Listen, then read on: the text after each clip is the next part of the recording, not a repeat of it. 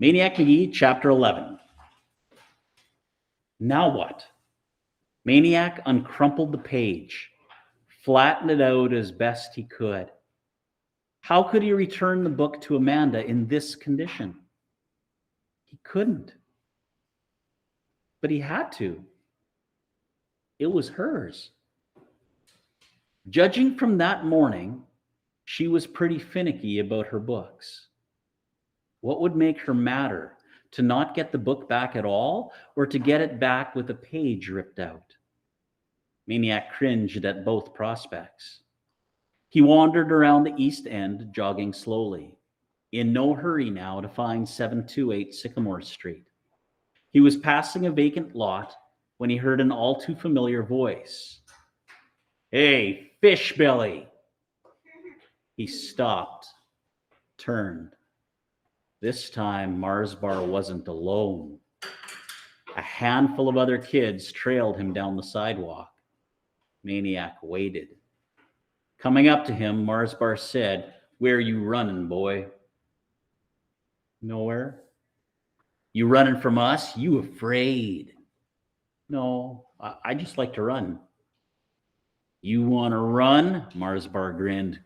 "Go ahead. We'll give you a head start." Maniac grinned back. "No, thanks." Mars Bar held out his hand.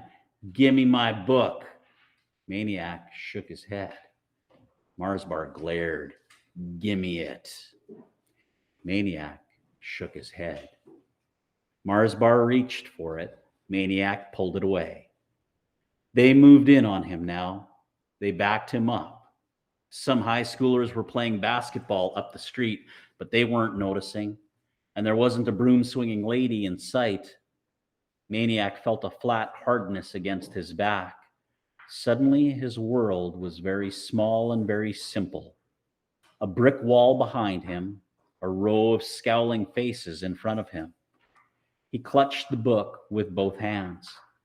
The faces were closing in. A voice called, "That you, Jeffrey?" The faces parted. At the curb was a girl on a bike. Amanda. She hoisted the bike to the sidewalk and walked it over. She looked at the book, at the torn page. "Who ripped my book?" Mars Bar pointed at Maniac. "He did." Amanda knew better. "You ripped my book." Mars Bar's eyes went big as headlights. "I did not." "You did. You lie." "I didn't." "You did." She let the bike fall to Maniac. She grabbed the book and started kicking Mars Bar in his beloved sneakers. "I got a little brother and a little sister that crayon all over my books, and I got a dog that eats them and poops on them, and that's just inside my own family, and I'm not gonna have nobody else messing with my books. You understand?" By then, Mars Bar was hauling on up the street past the basketball players who were rolling on the asphalt with laughter. Amanda took the torn page from Maniac. To her, it was the broken wing of a bird, a pet out in the rain. She turned misty eyes to Maniac. "It's one of my favorite pages." Maniac smiled. "We can fix it." The way he said it, she believed. "Want to come to my house?" she said. "Sure," he said.